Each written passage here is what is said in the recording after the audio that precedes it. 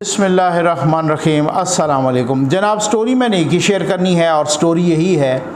कि शहबाज शरीफ साहब वज़ीर आज़म पाकिस्तान की एक मुबैना ऑडियो सामने आई है मरियम नवाज़ साहबा से मुतल्लिक, मरियम नवाज़ साहबा के सन इन लॉ राहील साहब से मुतल्लिक, दामाद उनसे मुतल्लिक ऑडियो सामने आई है। कोई दूसरा बंदा है उनसे गुफ्तगू कर रहा है तो वो ऑडियो सामने आई है। इसके हर पहलू पर तफसील से डिस्कस करना है मुझे। और first of all I am very sorry कि कल वीडियो नहीं आ सकी। उसकी वजह यह है कि मैं फ़्लड रिलीफ ऑपरेशन की मॉनिटरिंग करने के लिए ख़ुद डेरा इस्माइल ख़ान एक मरतबा फिर गया हुआ था। वो जाना पड़ता है वक्तन फ़क्तन। ये बात नहीं होती किसी पे एतमाद नहीं है, लेकिन ये है कि आपने मुझ पे एतमाद किया, मैंने उन पे एतमाद किया, वो मेरे एतमाद के बंदे हैं। सिर्फ फील्ड में ख़ुद जाके उनके साथ खड़े होकर उनसे इजहार यकजहती करना होता है। बहुत ही मुश्किल फील्ड होता है, दूर दराज के इलाके होते हैं, तो इस वजह से उनके साथ खड़े होकर एक इजहार यकजहती कि मैं भी आपके साथ खड़ा हूँ इसी तरीके से। तो वो बात ये है, आप इस कार खैर में मैं उसकी तफसील भी बताऊँगा अगले व्लॉग में इंशाअल्लाह, और वीडियोज़ भी आपके सामने आ जाएंगी जिस तरीके से हम काम कर रहे हैं और आ भी रही हैं।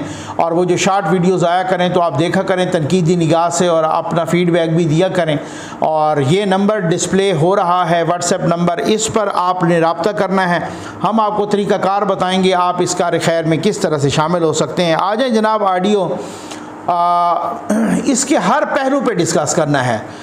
यहाँ पहले आप ज़रा सुन लीजिए, उसके बाद मैं इस पर तफसील से बात करता हूँ कि ये क्या मामला क्या है, माजरा क्या है। 3-4 महीने बाद फ्लैग आएगा सर, उसको ऑन बोर्ड लेके उसकी बीवी को वैसे भी सर्जरी हुई है, तो मैं उसको थोड़ा सा रेस्ट करके ना एक काम सर कल मुझे मरियम साहबा ने व्हाट्सएप किया था, हमारा थोड़ा सा चैट हुआ था, वो बिल्कुल नहीं करने का सर, बहुत फ्लैग आएगा। ये जो इनके दामाद है ना सर राहील, ये कोई मुझे दिया क्या सो के केस दिया, आप उसको देख लें डॉक्टर साहब, मैं बात सुने ना उनका तरीका है मुझे, मैं रात बात की थी,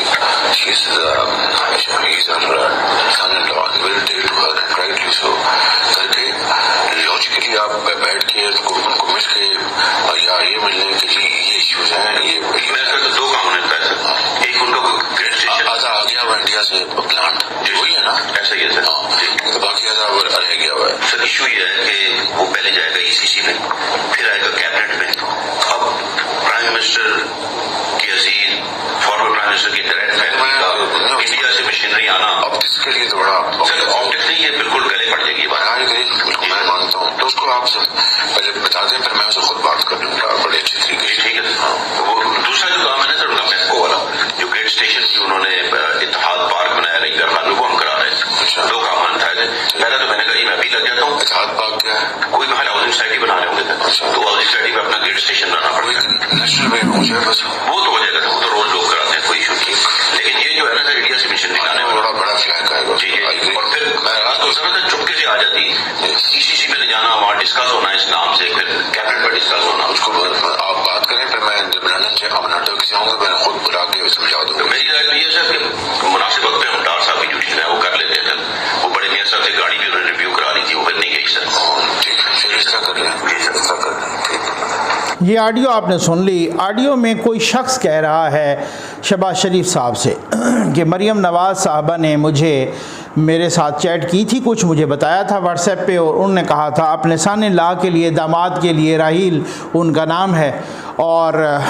जनाब वो उन इंडिया से कोई पावर प्लांट मंगवाना चाह रही हैं उनके लिए। तो अगर चुपके से हो जाता तो ठीक है, अदरवाइज़ ये तो फिर कैबिनेट में डिस्कस होगा, CAC की मीटिंग में डिस्कस होगा, ये बहुत ही गले पड़ जाएगा, और ये सारा कुछ उनको कह रहे हैं। अच्छा, इसके मैं हर पहलू पे डिस्कस करता हूँ, आप इत्मीनान रखिए। उसके बाद वो शहबाज शरीफ साहब उनको कह रहे हैं मुबैना तौर पर कि जी मैं लंदन से वापस आऊँगा तो फिर मैं उनको समझा लूँगा। तो वो कह रहे हैं कि अगर हम इसहाक डार साहब से कहते हैं तो वो अच्छे से ये काम कर लेंगे, उनको समझा देंगे वगैरह वगैरह। इसके मैं सारे पहलू डिस्कस करता हूँ। क्या ये ऑडियो असली है, क्या ये ऑडियो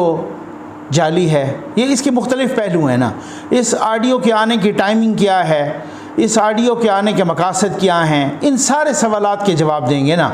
मतलब टाइमिंग बड़ी अहम होती है ना, कि हम ये भी देखना है कि जी मरीम नवाज़ साहबा का वो जो केस है इस्लामाबाद हाई कोर्ट में बिल्कुल एंड पे लगा है, और लीगल फ्रेटर्निटी कह रही है, वकला कह रहे हैं कि जनाब बस अब अगर 2-3 पेशियाँ हुई तो वो बेइज्जत बरी हो जाएंगी। उसकी वजह यह है कि नैब के पास मवाद ही कोई नहीं है, दलाइल ही कोई नहीं है, सबूत ही कोई नहीं है, और अदालत उनकी बहुत ही गत बना रही है नैब की दूसरी तीसरी पेशी पर, और कह रही कि आपके पास तो सबूत ही कोई नहीं है, आपके पास तो नवाज शरीफ के लिए सबूत भी नहीं है उनके खिलाफ, तो मरीम नवाज साहबा के खिलाफ कैसे होंगे वगैरह। वो एक उनका केस बिल्कुल ही एंड पे लगा है। तो ये क्या सूरत हाल है?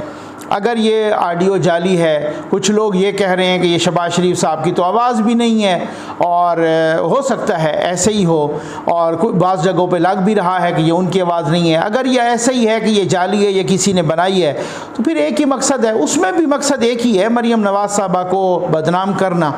और ये ऑडियो अगर जाली है तो इसमें तो खैर अभी तक नून लीग का मौक़िफ़ नहीं आया, मरीम नवाज़ साहबा का भी नहीं आया, मेरा राब्ता भी नहीं हो सका। तो अगर होगा, उसमें कोई नई बात हुई या उनका मौक़िफ़ आ गया तो उस पर दोबारा भी बनाएंगे। तो अगर ये जाली है तो फिर तो आपको पता है कि वो एक ही मकसद है, और इसको तो चलो छोड़ दीजिए, उनकी आवाज़ है या नहीं है इसकी भी तहकीकात होनी चाहिए। दूसरी बात, अगर ये ऑडियो असली है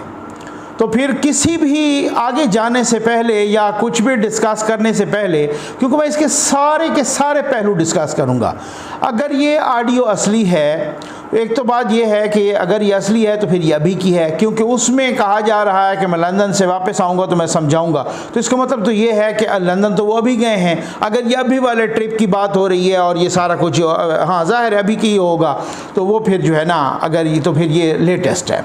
अगर ये लंदन अभी वाले ट्रिप की बात हो रही है। एक और बात यह है कि अगर ये असली है तो फिर हम ये भी देखेंगे कि वज़ीर-ए-आज़म की ऑडियो या वज़ीर-ए-आज़म की कॉल कौन टेप कर सकता है, किन के पास ये फैसिलिटीज़ हैं।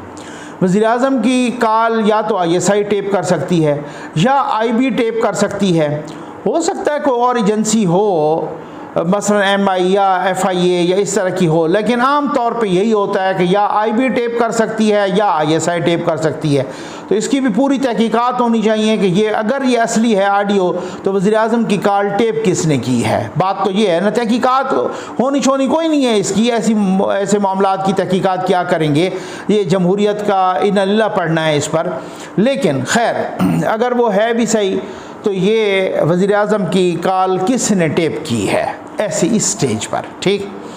और अगर किसी ने टेप की है तो इससे ये लग रहा है, इस ऑडियो के मिजाज से लग रहा है, कोई भी थोड़ा बहुत भी जानने वाला, ये ज़रूरी नहीं है कि कोई मीडिया से रिलेटेड हो, कोई टेक्निकल चीज़ों से रिलेटेड हो, थोड़ा सा भी समझदार बंदा हो तो उसको पता चल जाएगा कि ये बहुत सारे टुकड़ों को मिलाया गया है। क्योंकि एक बात अभी गुफ्तगू जो है ना मुकम्मल नहीं हो रही होती तो दूसरी गुफ्तगू आ जाती है बीच में, एक वो मुकम्मल नहीं हो रही होती तो शहबाज शरीफ साहब की गुफ्तगू बीच में हो रही होती है, और फिर उसके बाद वो गुफ्तगू कोई और टर्न लेना शुरू हो जाती है, तो वही बंदा दोबारा उस गुफ्तगू को जो है ना वो वहीं घुमा फिरा के मरीम नवाज साहबा पे ले आता है, ताकि वो गुफ्तगू बार बार उनका नाम ज़रूर आए बीच में, ठीक हो गया। और एक शक और भी है कि क्या उस एंड पे जो बात कर रहा है बंदा, क्या वो उस बंदे ने रिकॉर्ड तो नहीं की ऑडियो जो शहबाज शरीफ साहब से बात कर रहा है, और उससे ये लग रहा है कि ये कोई सरकारी एहलकार है, ये उनके कोई वो जो इंडिया से मंगवा रहे हैं, या कोई कैबिनेट डिवीजन का बंदा है, या कोई वज़ीर-ए-आज़म हाउस का बंदा है सरकारी एहलकार, सरकारी मुलाजिम है, ऑफिसर है जो वज़ीर-ए-आज़म से डायरेक्ट बात कर रहा है, तो ज़ाहिर है एक हाई ग्रेड ऑफिसर ही होगा और उसी चीज़ से रिलेटेड होगा जो इंडिया से मशीनरी मंगवानी है या जो भी है उससे रिलेटेड होगा, या प्राइम मिनिस्टर का जो भी है, ठीक हो गया ना, जो भी बंदा बात कर रहा है। अच्छा, उसमें एक ये भी है कि क्या उसने ये टेप तो नहीं की, उसने रिकॉर्ड तो नहीं की। अच्छा, एक और बात इसमें यह भी सामने आ रही है कि शहबाज शरीफ, यूँ लग रहा है इस ऑडियो मुबैना ऑडियो से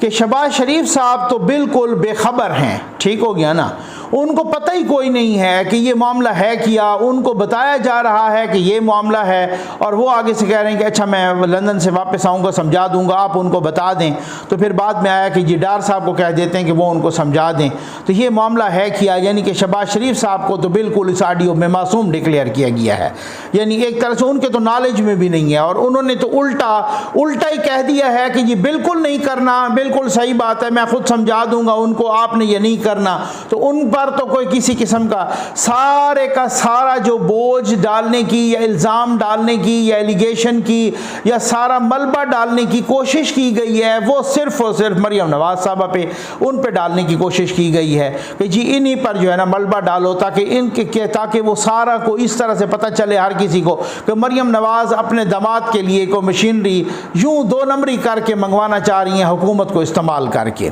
और उन्होंने अगर ये किया तो फिर उनको क्यों कहा, उन्होंने फिर चचा से डायरेक्ट क्यों नहीं कह दिया,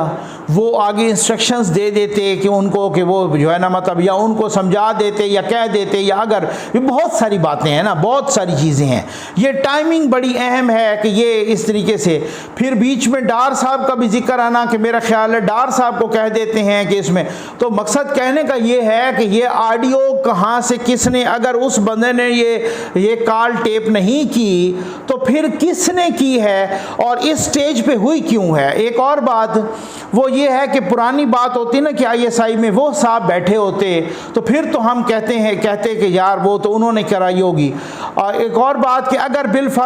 फर्ज मैं कह रहा हूँ कि ISI ने टेप करवाई है तो क्या ये ISI के हेड के नोटिस में है या कोई निचलों ने वही काम डायरेक्ट बारू कर दिया है। ठीक हो, अगर ये IB ने टेप कर की है, अगर बिल फर्ज उन्होंने की है तो किसने की है, किस लेवल पे की है और ये किसके मकसद को सर्व किया है, किसका पर्पस सर्व किया है, किसके कहने पर की है, किस तरीके से। और अगर वज़ीर आज़म की कॉल भी उनकी भी महफूज नहीं है, जो कि पहले भी कभी नहीं महफूज रही, तो फिर तो इसका मतलब ये है कि जो एजेंसियां हों, चाहे वो सिविलियन एजेंसी हो या चाहे वो ISI हो या चाहे कोई हो, तो फिर सबक तो किसी ने नहीं सीखा, ना कोई न्यूट्रल हुआ है और ना कोई इस तरीके से। तो ये कालें किस तरीके से टेप हो रही, कालें बहुत सारी पहले इमरान खान साहब की हज़ारों की तादाद में कालें भी हैं और वीडियो भी हैं। ठीक हो गया ना, वो हुई हैं, वो ऐन मौके पर उस वक़्त वो करते हैं कि जनाब वो बात ये है। अब अगर ये फिर गुफ्तगू मरियम नवाज साहब को पता होगा, अगर कल को वो चैलेंज कर देती हैं कि ये मैंने तो किसी को भी नहीं कहा, किसी को भी एक बात कि ये गुफ्तगू जो है ना मैंने ना किसी को चैट की है और ना मैंने किसी कहा है, अगर कहा है तो वो दिखाए। एक और बात यह है कि किसी को भी ना पता हो तो वज़ीर आज़म को तो पता है ना कि मेरे साथ गुफ्तगू कौन कर रहा है, तो वो तो डेफिनेटली एक उनके अपने अंदर भी एक प्रॉब्लम क्रिएट करने की वो है ना कि अगर वज़ीर आज़म यहाँ पे चुप कर जाते हैं और अगर ये मरियम नवाज साहबा को बदनाम करने की कोशिश है तो वो पहला ही क्वेश्चन उठाएंगे और ये आज कल में रिएक्शन इस पे आने वाला है। ये छोटी बात नहीं है, बहुत बड़ी बात है। तो वो उठाएंगे कि जी आप उस बंदे का नाम बताएं कि जिस बंदे ने आपको कॉल की थी, ताकि अगर ये झूठा ही ये सारा कुछ है ये और मैंने तो उनको मैसेज ही कोई नहीं किया और जिस बंदे ने कॉल की तो ये ऑडियो किसने टेप की है, कॉल किसने, आपको तो पता है ना, वज़ीर आज़म को तो पता है ना कि मुझे वो कॉल कौन कर रहा था। और अगर वज़ीर आज़म ही उससे मुकर जाते हैं कि जी मुझे तो इस तरह की कोई कॉल नहीं आई और ये मेरी तो दूसरे अंदाज में बात हुई और इसको तोड़ मरोड़ के पेश किया गया है, और वज़ीर आज़म को तो कम से कम पता होगा कि मेरे साथ बात कर कौन रहा है, उनको तो पता ही होगा। ठीक हो गया ना, तो ये क्या सूरत हाल है। फिर उसके बाद इसकी भी इंक्वायरी होनी चाहिए ज़रूर कि वज़ीर आज़म की कॉल किसने टेप की है, क्या उस बंदे ने टेप की है या किसी दूसरी एजेंसी ने टेप की है, वो तो पूछगछ होनी चाहिए, ज़रूर पता करना चाहिए। हिम्मत ना भी हो तब भी पता करना चाहिए। हिम्मत तो किसी वज़ीर आज़म में थी ही नहीं, कोई तख्ता-ए-दार पे झूल गया, कोई जनाब यहाँ किसी को गोली लग गई, कोई जनाब वहाँ अटक किले में बंद हो गया, कोई इकामे पे निकल गया, कोई किस तरह से वो सारा कुछ, कोई खड़े खड़े जनाब till rising of the court उनको हुई। लाडला तो एक ही है वो जो आजकल बना हुआ है, तो उस हवाले से तो उसको तो छोड़ दीजिए ना, लेकिन उसकी कम से कम तहकीकात तो होनी चाहिए और ख़ुद अपने घर में भी मामला ये गड़बड़ होगा कि यार ये किस तरह से है कि अगर एक ने किसी ने कहा ही नहीं है और इस तरह से हो गया है, या अगर किसी ने कहा है तो किस अंदाज में कहा है, वो अंदाज भी मुख्तलिफ हो सकता है ना, वो क्या है अगर किसी ने कहा, उस सब सारी चीज़ों के ये मुख्तलिफ जो पहलू हैं ये सामने आना चाहिए। लेकिन इसकी टाइमिंग बड़ी अहम है कि चाहे वो जाली है ऑडियो या चाहे वो असली है, ये ऑडियो सामने कैसे आई, क्योंकि इसमें हर किसी को मासूम डिक्लेयर करके सिर्फ सारे का सारा मलबा, पूरे का पूरा इल्ज़ाम सिर्फ मरियम नवाज़ पे क्यों आ रहा है। क्या मरियम नवाज़ कोई जो और तैनाती है उस बारे में कोई मामलात कोई डिस्कस हुए हैं कहीं पर? मैं तो खुल के बात करता होता हूँ भाई, मैं तो लगी लिपटी नहीं रखता। जो आने वाली तैनाती है, किसी को कोई प्रॉब्लम हो रही है मरियम नवाज़ साहबा से, या मरियम नवाज़ के ये केसेस ख़त्म हो रहे हैं तो बहुत सारे लोगों को खौफ है कि अगर ये केस ख़त्म हो गया तो क्या सूरत हाल है, इसका फिर एक और सिनेरियो बनेगा, वो क्या होगी। या मरियम नवाज़ के ये ऑडियो किसी छोटे लेवल पे जो मतलब